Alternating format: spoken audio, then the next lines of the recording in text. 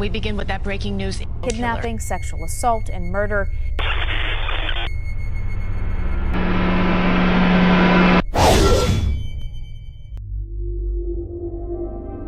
ሕጂ ኣብዚ ገልጸልኩም ዛንታ ምናልባሽ እውን በርገር ናይ ምብላዕ ፎቢያ ዘለኩም ሰባት እንታይ ክስማዓኩም ከም ድኽእል ምግማት ኣይከብድን። እዚ ሰብ ኣብ መገዲ ጎደና ንእሽተይ ናይ ፋስት ፉድ ስራሕ ብምጅማር ብናይ ሰባት ስጋ ተሰርሐ በርገር እናቕረበ ብዙሓት ዓማዊል ክሕዝ ክኢሉ እዩ። ኢሉ እውን ብኸምዚ ዓይነት ጭካንኡ ንብዙሕ ግዜታት ኣብዚ ስራሕ ተዋፊሩ እናሰርሐ ጸኒሑ እዩ። ኣብ መወዳእታ እውን እዚ ገበነኛ ስርሑ ዝጋለጸሉ ኣዝዩ መስደመሚ ኩነታት ክንዕዘብ ኢና። ክቡራት ናይ ድሕሪ መጋረጃ ቤተሰብ ሰላምታይ ኣብ ዘለኹም ይብጻሕኩም እናበልኩ ሎማዓንቲ እውን በቲ ልሙድ ሰዓተይ ብሓድሽ ዛንታ ተመሊሰኩም ኣለኹ። ኮይኑ ግን ኣቐዲሙ ኣብቲ መእተዊ ከም ዝገለጽክዎ ናይ በርገር ፈታዊ ዝኾነ ነዚ ድሕሪ ምስምዑ ዝኾነ ዝርብሽ ስምዒት ክፈጥር ይኽእል እዩ። ስለዚ እውን ነዚ ዛንታ ሰሚዕኹም ምስ ወዳእኹም ኣብ ኮሜንት ሴክሽን ግደፉለይ። ናብዚ ቻናል ሓድሽቲ ዝኾንኩም ሰብስክራይብ ብምግባር ቤተሰብ ይኹኑ እናበልኩ ናብቲ ታሪኽ ክወስደኩም።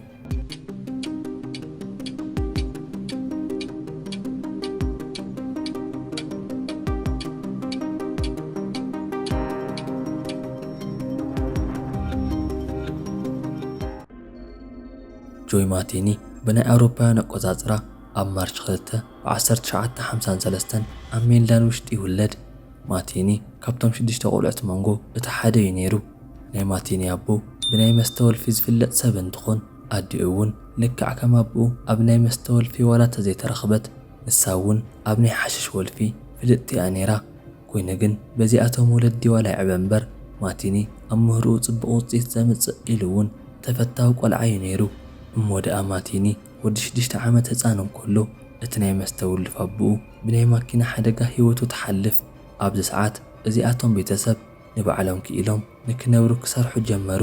ብፍላይ ኩሉ ሓላፍነት ኣብ ናይ ማቲኒ ኣደ ይዓረፍ እሞ ንደቃ ግዜ ክሳብ ትስእን ንባዕላ ኣብ ዝተፈላለዩ ስራሕቲ ውሽጢ ተእቱ። ዝኾነ ይኹን ማቲኒ ነዚ ዘስተውዕል ቆልዓ ዋላ እኳ እንተኾነ ናይ ወላዲ ፍቕሪ ረኺቡ ስለዚ ዓበየ ጽቡቕ ይስምዖን ነይሩ። እዚ ህፃን ማቲኒ ዓብዩ ወዲ 18 ዓመት ይኸውን እሞደኣ ኣብዚ ሰዓት ኣብ ናይ ኣሜሪካ ወታደር ካምፕ ውሽጢ ይጽንበር።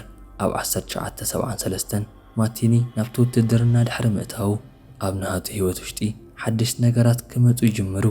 እዚ እውን ንባዕሉ ኣብ ሓደገኛ ናይ ሓሽሽ ተጠቃሚ ኮይኑ ይረኽቦ። ከም ሄሮይንን ኮካይናትን ዝኣመሰሉ ሓሽሽ ተጠቃሚ እዩ ነይሩ።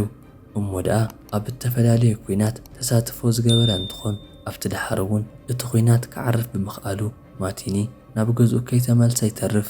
ምኽንያቱ እውን ኣብቲ ሰዓት ኣዲኡ ከም ዝዓረፈት ናይ ሕሶት ሓበሬታ ስለ ዝነበረ እዩ። ኣብቲ ድሓር ድማ ናብ ዝኸዶ ይስእን። ኣብዚ ሰዓት ድማ እቲ ናይ ሓሽሽ ወልፉ ናብ ዝበኣሰ ይብፅሖ። ናይ ህይወቱ እቲ ፍርቂ ክፋል እውን ሕንክርክር ይኸውን። ማቲኒ እንትረአ ዓብን ኣካላቱ እውን ምስ ትነዊሕ ቁመቱ ተደሚሩ ኣዝዩ መፍርሒ እዩ ነይሩ ኢሉ እውን ሰባት ሳጓስም ኣውፅዮሙሉ እዮም። እዚ እውን ከችሎ ዝብል እዩ ነይሩ። ይኹን እምበር ማቲኒ ገንዘብ ንምርካብ ኣብ ፎርክሊፍት ናይ ምግናሕ ስራሕ ተቖፂሩ ገንዘብ ክረክብ ጀመረ። ኮይኑ ግን እቲ ገንዘብ ዘውዕሎ ኣብ ሓሽሽ እዩ ነይሩ። ኮይኑ ግን ማቲኒ ንባዕሉ ኣብ ከምዚ ህይወት ጥራይ ኣይቀጸሎን። ብናይ ኣውሮፓውያን ኣቆጻጽራ ብ1990 ህይወቱ ናብ ሓድሽ ምዕራፍ የሰጋግሮ። እዚ እውን ዓብዪ ገዛ ይሰርሕ፣ ናይ ዓቢ ማኪና ወናኒ ይኸውን። ብምቕጻል እውን ሓዳር ይገብር። ኣብዚ ጥራይ ኣይብቅዕን ውላድ የምጽኡ ሕጉስ ዝኾነ ህይወት እውን ክመርሕ ጀመረ። ናይ ማቲኒ ህይወት ብሃንደበት ነይሩ ናብ ከምዚ ዓይነት መሰንበድ ኩነታት ዝተለወጠ ኢሉ እውን ንሱ ነቶም ዝሰኣኖም ቤተሰቡ ስለ ዝረኸቦም ሕጉስ ይኸውን። ንሰበይቱን ንደቁን እውን ጽቡቕ ኣቦ ይኸውን። ኮይኑ ግን ናይ ማቲኒ ህይወት ናብቲ መፍርሕን ጨካንን መገዲ ንኽኸይድ ማዕጾ ዝኸፈተሉ ምኽንያት እዚ እዩ ነይሩ። ማቲኒ ኣብ ሓደ ወቕቲ በቲ ልሙድ ሰዓት ናብ ገዝኡ ይመጽእ እሞደኣ ዝረኣዮ ነገር ፈጺሙ ዘይተጸበዮ ነገር እዩ ነይሩ። ገዝኡ ጥርሑ ኮይኑ ሓደ ኣቑሑት እውን ኣብቲ መሬት ወዲቖም ይዕዘብ። ኢሉ እውን ኣብቲ ድሓር ነቲ ኩነታት እንተጻርዮ እዚኣ ውልፍቲ ዝኾነት በዓልቲ ገዝኡ ምስ ካልእ ሰብ ተላልያ ንወዱ እውን ምስቲ ሰብ ኮይኖም ንኸንብርዎ ከም ዝኸደት ይበጽሖ። ኢሉ እውን ግን ንወዱን ንበዓልቲ ገዝኡን ካብ ምትእልላሽ ዕረፍታ ይገበረን። ንሰበይቱ እውን ብጥብቂ ከተኣላልሻ ጀመረ። ማቲኒ ብዘደንቕ ኩነታት ሓድሽ መንነት ይሕዝ። ንባዕሉ ፈጺሙ ብምልዋጥ ናብ ምቕንጻል ጭካነ ይኣቱ። ኮይኑ ግን ናይ ማቲኒ ናይ ቅትለት ኩነታት ልክዕ ከምቲ ናይ ቅድሚ ሕጂ ስሙዕ ዝነበረ ዓይነት ኣይኮነን።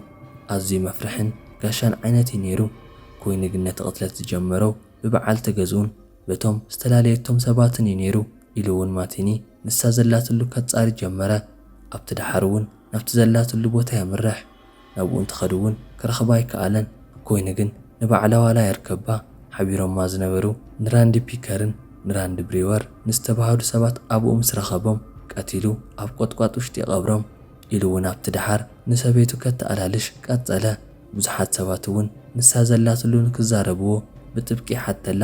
ኮይኑ ግን ዋላ ሓደ ሰብ ንሳ ዘላትሉ ቦታ ይፈልጦ እየ ዝብል ተሳእነ። ኣብ መወዳእታ እውን ድሕሪ ብዙሕ ምትዕድላሽ ንድሓር ማቲኒ ንሰበይቱ ይረኽባሞ ብጭካኔ ቀትላ። ኮይኑ ግን ብምቕታል ጥራይ ገደፋን ኣብቲ ከባቢ ናብ ዝነበረ ሩባ ውሽጢ ይስንድዋ። እቲ ቅትለት ኣብዚ ኣይብቅዕን።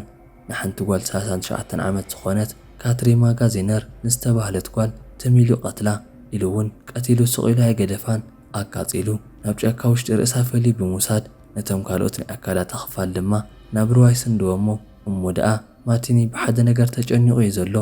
እዚ እውን ንካትሪን ምስ ቀተላ ናብቲ ሩባ እንትስንድዋ ኣብቲ ሩባ ፀጊዕ ዝነበረ ሓደ መፅመዲ ዓሳ ርኢኒ ብዝብል ክጭነቕ ጀመረ። ማቲኒ ብምሕሳብን ብምጭናቕን ጥራይ ኣየብቅዐን። ነቲ መፅመዲ ዓሳ ብድሕሪቱ ብሓፂን ገይሩ ሃሪሙ ብቕልጡፍ ይቐትሎ። ካብኡ እውን ናብቲ ሩባ ውሽጢ የእትዎ። ናይ ማቲኒ ናይ ጭካነ መንነትን ንሰባት ናይ ምቕታል ወልፉ ይቕጽሎ። ሕጂ እውን ክልተ ገዛ ኣልቦ ዝኾኑ ሰባት ይቐትል እሞ ርእሶም ድማ ኣቃጺሉ ይስንድዎ። ማቲኒ ነዚኣቶም ኩሎም ዝቐተሎም ኣብ ሓፂር ግዜ ውሽጢ እዩ ነይሩ። ማቲኒ እውን ኣብቲ ድሓር እንትዛረብ ኩል ግዜ ምሸት ስራሕ ከም ዝበዝሖ እዩ። ምክንያቱ እውን ማቲኒ ን5 ሰባት እንትቐትል ኣብ ውሽጢ 70 ሰዓታት ጥራይ እዩ ነይሩ። ናይ ማቲኒ ናይ ቅትለት ኩነታት ካብቶም ብዙሓት ፍልይ ዝበለ እዩ ነይሩ ኢሉ እውን መሰኪሕ እዩ ነይሩ።